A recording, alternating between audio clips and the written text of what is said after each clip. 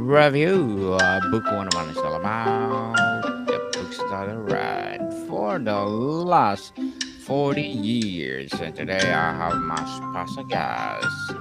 She is a coach and the author of The Infinity Wave, no other than Miss Hope Fitzgerald. Welcome to Book 101, Miss Hope, and can you please introduce more about yourself? Yes, I'm a spiritual teacher, and this book came in a very dramatic way in a series of visions that I had back in 2010.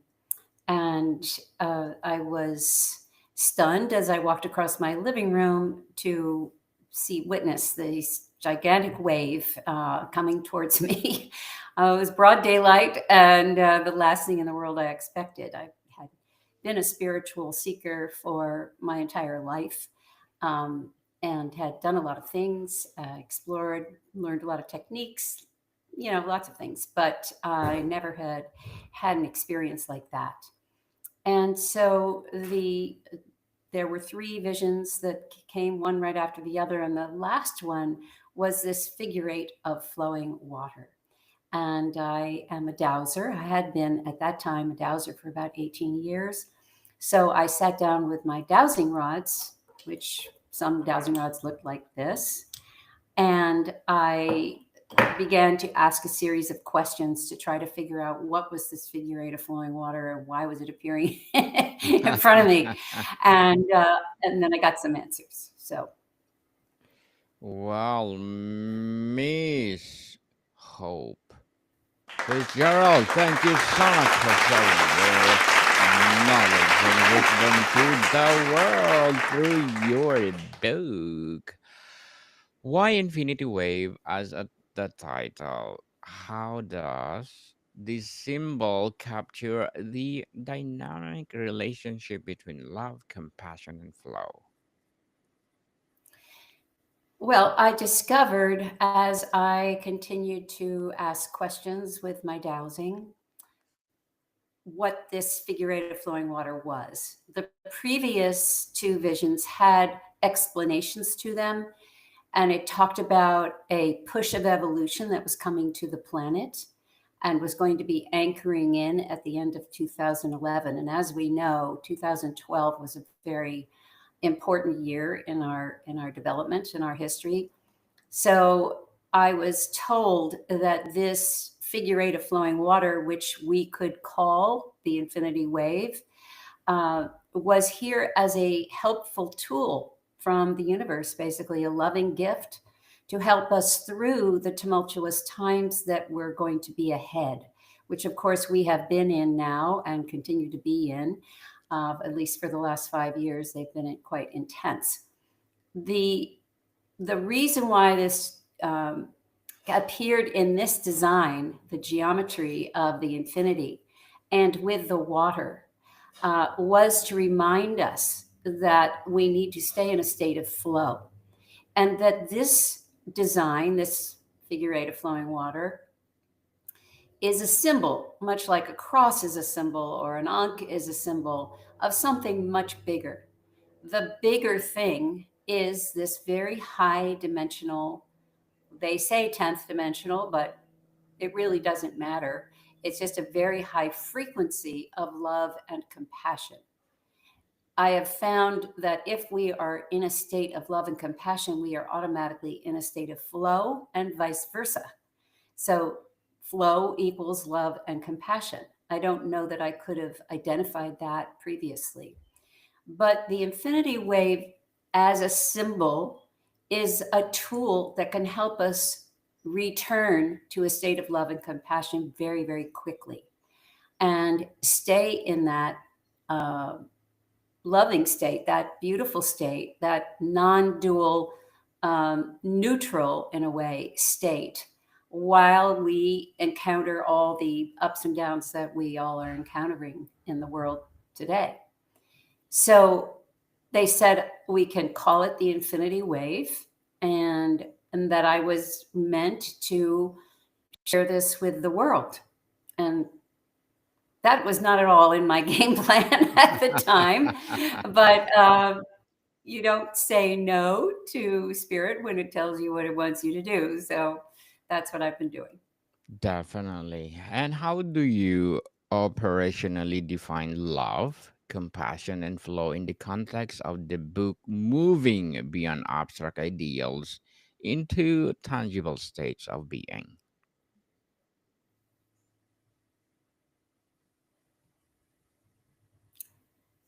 Are you asking how can we take the idea of love, compassion, and flow and make it real? Yes, Miss Hope, how we Okay. do it real. Well, that is the beautiful thing about it.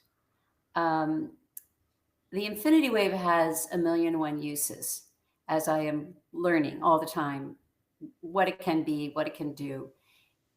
We have to remember, it's a force, it's an intelligent force. So we're looking at the symbol right now that represents this intelligent force. So when we invoke that symbol, we are invoking the force, which is comprised of this high frequency of love and compassion. It's a frequency that is higher, faster, uh, really not at all emotional. It's interesting. It's a very refined, pristine energy. But because it's of that high state, that multidimensional or higher dimensional state, when we introduce it into our 3D reality, it has the effect of uplifting the situation or the person. Uh, it's really quite astounding how quickly it works, and that's part of the reason that it was given to us, because we don't have time anymore to go and sit in a cave or stare at our navels, or do the long haul evolutionary growth that we all came here to do as souls. We need something that can quickly change the situation and change us. So, for instance, if I'm in a situation where maybe I am observing a heated debate, people are getting upset as they are very easily triggered nowadays. I can just imagine the wave coming in to the situation, and I watch the language and the heat diminish. I watch everything calm down. It's that powerful and that instantaneous.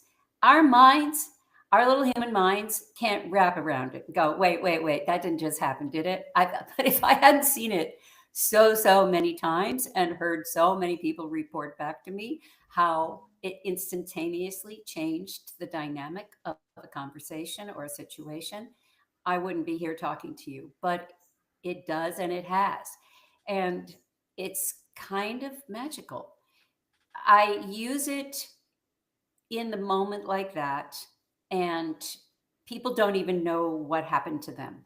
But basically, they got bathed with a beautiful, uh, watery flow of love and compassion. And there basically isn't anybody who doesn't benefit from that.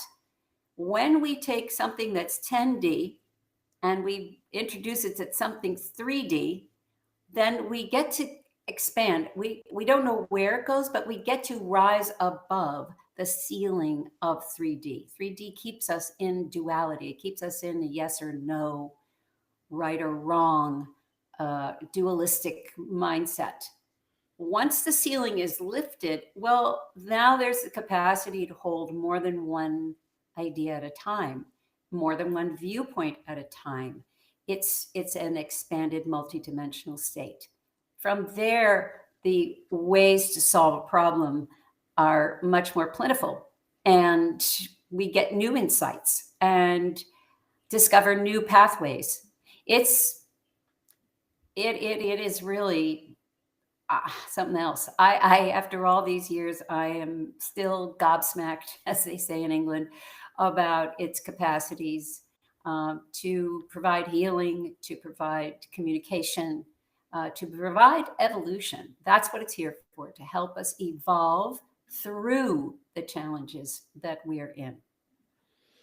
Truly evolve, and Miss Hope is mastery presented as a destination or ongoing practice. How does the book frame the inevitable challenges and setbacks on this path?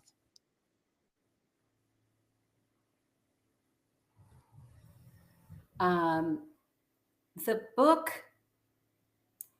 the book is mainly a how-to book. It explains how the wave came in much more detail than I did here, and it explains the framework, the context of my point of view and what I've learned through the years, having learned from the wave and seen it in practice.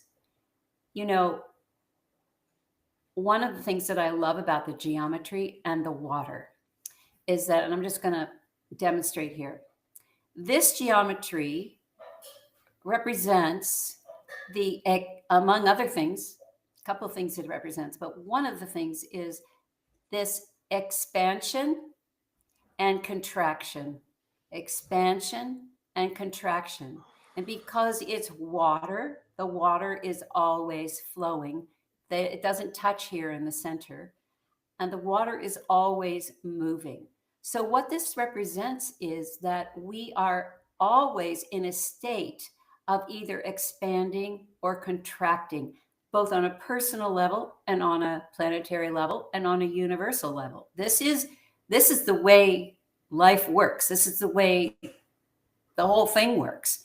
So when we can remember that sometimes we're going to be in this state of contraction, and it's going to be um, tougher for us. It's going to be maybe a challenge. It's going to be a squeeze, but that is happening because we're headed towards our expansion. And if we use compassion, love, and flow, we will get through it much more easily and more elegantly than if we're in another kind of state, resistance or uh, stagnant, a stagnant state. Very well said, Miss Hope. Beautifully, beautifully articulated. And as a spiritual teacher, coach, and as well as an author, what are your short term and long term goals? Well, my short and long term goals are always to keep teaching the wave and getting it out into the world because it is meant for everybody to use. It's non denominational. So, no matter what your belief system is or uh, if you have religion or philosophies that you practice, it will boost those, it will enhance those. So, those are always my goals. Um, and I am here as a coach for people to go through their own evolutionary process and choose the highest path as they do so.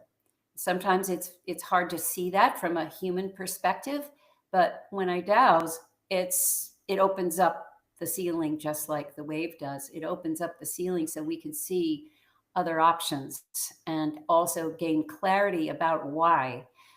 A lot of dowsing is done with yes or no questions, but because I'm also a channel, when I start dowsing for somebody, my channel opens, and now I start to hear words and see things, and we can carve a path very quickly to get to the nugget of an issue and gain understanding around it so that it's not just, yes, you should do this next. It's why you should do that and what ramifications this has for your soul and your development. So it's more comprehensive than just a simple yes or no. So I like to coach people and help move them along the path. Good luck to your goals, Miss Hope, and looking forward for more success. And what will be your piece of advice for those people out there want to be like you? just think, you know, each one of us came in here with a plan.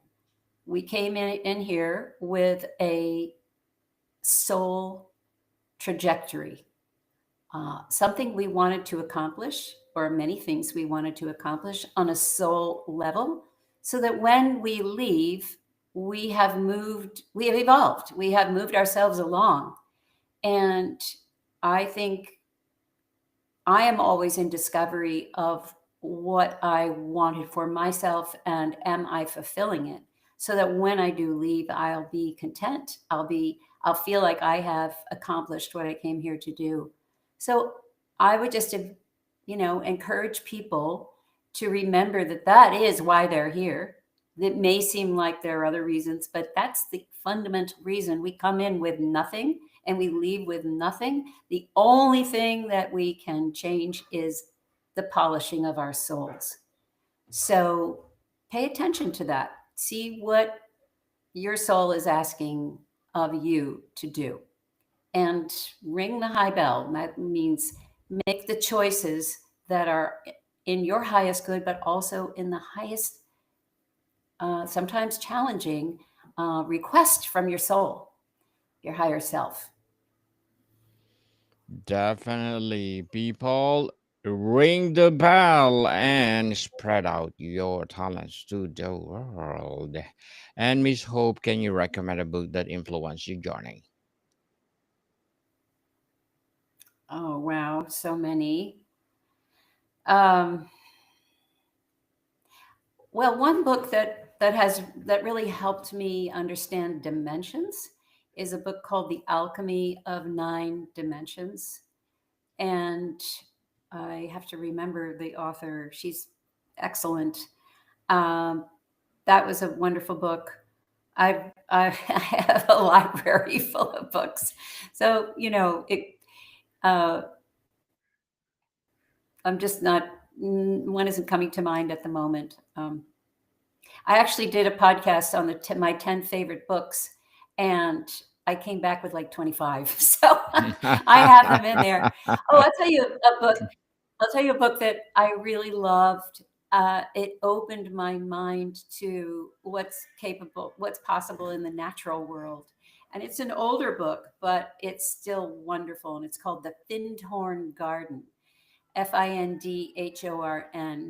And it's about an incredible, magical place in northern Scotland that I was fortunate enough to be at uh, in its early days. And I highly recommend it. If anybody's interested in plants, the intelligence of plants, fairies, the reality of fairies, and the way that the natural world communicates with us and with itself, that book is absolutely tremendous. And also, it's about manifestation and trust. Um, it's a wonderful, wonderful book. Thank you for that recommendation, Miss Hope. And how might a reader recognize subtle shift signs they are genuinely riding the infinity wave more often in daily life?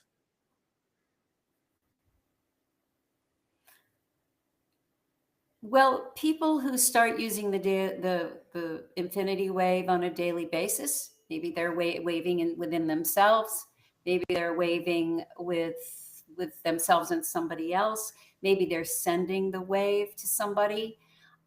Once they start doing it, and I recommend people go to my site or figure out how to get the symbol of the wave and print it out and cut it out, put it up in your bathroom mirror, your kitchen, your car, and remember to stay into that flow state, to just imagine the infinity from head to toe or in your heart or in your mind.